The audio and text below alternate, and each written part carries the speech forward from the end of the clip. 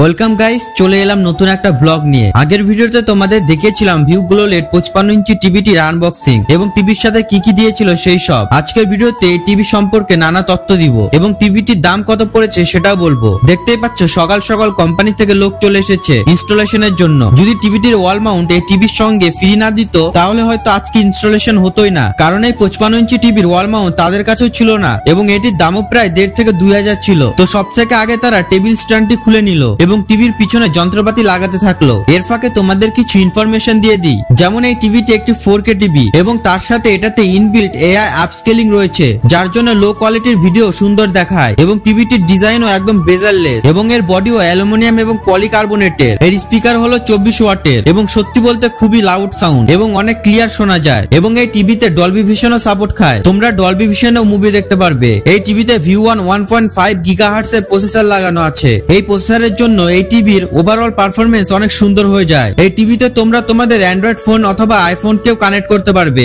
এবং screen caste করতে পারবে। আর গেমিং এর কথা বললে তোমরা এটাতে প্লেস্টেশন 5 কানেক্ট করে অ্যামেজিং গেমিং এর মজা নিতে পারবে। আর PS5 ছাড়াও এটাতে অনেক গেম খেলতে পারবে। এটাতে ALLM এবং ভ্যারিয়েবল রিফ্রেশ রেটের সাপোর্ট রয়েছে, যার জন্য গেমিং এক্সপিরিয়েন্স আরো বেড়ে যায়। এই টিভিটি ক্রেডিট কার্ডের অফার লাগিয়ে আমার 31,000 টাকা পড়েছিল। এত কিছু বলতে বলতে আমাদের ওয়াল মাউন্টও প্রায় শেষের দিকে। এখানে সব মেপে নিয়ে এখন ওয়াল ফুটো করছে এবং তারপর দেখতেই পাচ্ছ ওয়ালের মেশিনটা সুন্দর করে লাগিয়ে দিচ্ছে। তো ফাইনালি আমাদের ওয়াল মাউন্ট কমপ্লিট। এখন টিভিটির তারা ছবি নিয়ে নিচ্ছে। তোমরাও টিভিটির কোয়ালিটি দেখে নাও।